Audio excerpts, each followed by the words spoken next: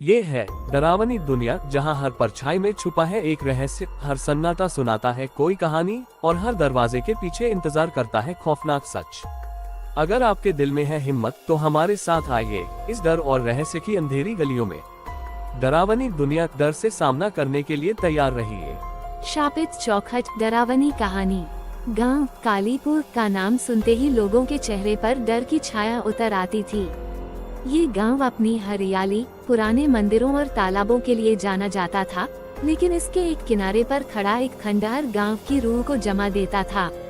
वो खंडहर कभी ठाकुर रणविजय सिंह का हवेली हुआ करता था। हवेली अब सिर्फ टूटी दीवारों, ध्वस्त छत और काली पड़ी चौखट का ढेर भर रह गई थी। मगर गांव के लोग आज भी उस चौखट को देखकर कांप जाते थे, क्योंकि उनका विश्वास था कि उसी चौखट से बंधी है एक औरत की आत्मा, ललिता की आत्मा। अमावस्या ललिता की मौत का रहस्य। कहानी बहुत पुरानी थी। ठाकुर रणविजय अपनी हवेली में अपनी पत्नी ललिता के साथ रहते थे। कहते हैं कि ललिता बहुत ही सुंदर थी, मगर ठाकुर उसे शक की नजरों से देखते थे। एक रात जब हवेली के आंगन में तूफान चल रहा था, ललिता की चीखें पूरे गांव में गूंज उठी। लोग दौड़कर हवेली पहुंचे, मगर वहां सिर्फ खून के छींटे और ललिता का टूटा हुआ पायल पड़ा था। ललिता कहाँ गई, किसी को पता नहीं चला। ठाकुर ने कहा कि उसने आत्महत्या कर ली, मगर गांव वालों को यकीन था कि उसकी हत्या की गई है। उसके बाद से हवेली का दरवाजा और चौखट डर का प्रतीक बन गई।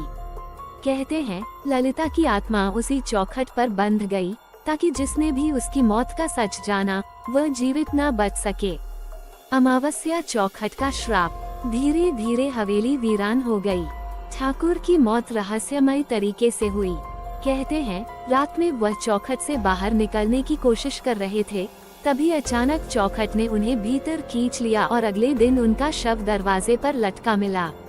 उस दिन से लोगों ने हवेली की ओर जाना बंद कर दिया। बच्चे भी उस तरफ खेलने नहीं जाते। चौखट पर किसी ने लाल धागे, नींबू और मिर्च बांध दिए, लेकिन कुछ भी असर न हुआ। रात में वहां से औरत की चीखें, रोने की आवाजें और कभी कभी अजीब हंसी सुनाई देती थी। अमावस्या यात्री की गलती। सालों बाद गांव में एक अजनबी यात्री आया। उसका नाम विजय था। वह पुरानी कहानियों को झूठा मानता था। उसने गांव वालों से सुना कि चौखट श्रापित है, तो वह हंस पड़ा। उसने कहा, भूत प्रेत जैसी कोई चीज नहीं होती। मैं आज ही जाकर इस चौखट को पार करूंगा और साबित करूंगा कि यह सब अंधविश्वास है। गांव वाले उसे रोकते रहे, मगर विजय नहीं माना। अमावस्या रात की घटना। रात के अंधेरे में वह हवेली की तरफ बढ़ा। हवेली की टूटी दीवारें चांदनी में और भी डरावनी लग रही थी। जैसे ही उसने चौखट पर पांव रखा, हवा तेज हो गई। दरवाजा अपने आप बंद हो गया। अचानक पूरे घर में ललिता की हंसी गूंज उठी। हंसी के बाद कराहने और रोने की आवाज आई। विजय ने टॉर्च जलाई, मगर रोशनी टिमटिमाने लगी। उसे लगा किसी ने उसके कंधे पर हाथ रखा है। पीछे मुड़कर देखा तो एक औरत खड़ी थी, लंबे काले बाल, सफेद चेहरा और खाली आंखें। उसके पैरों में वही टूटी हुई पायल बंधी थी। वो औरत बोली, तुम्हें सच जानने की इच्छा है तो अब लौटकर मत जाना। इसके बाद दरवाजा अपने आप बंद हो गया और भीतर से चीख सुनाई दी। अमावस्या सुबह का रहस्य। सुबह गांव वाले हवेली पहुँचे।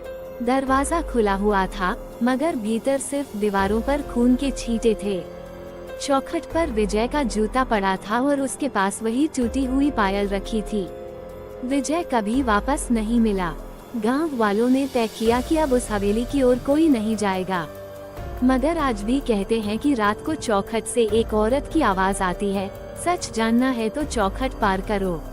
अमावस्या अंत का डर। कई लोग चौखट को अंधविश्वास मानकर वहां गए, मगर कभी लौटकर नहीं आए।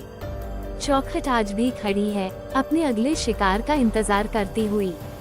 गांव के बुजुर्ग कहते हैं, शापित चौखट पर कदम रखने वाला इंसान जिंदा नहीं बचता। उसका जिस्म मिट जाता है, मगर आत्मा उसी चौखट से बंध जाती है।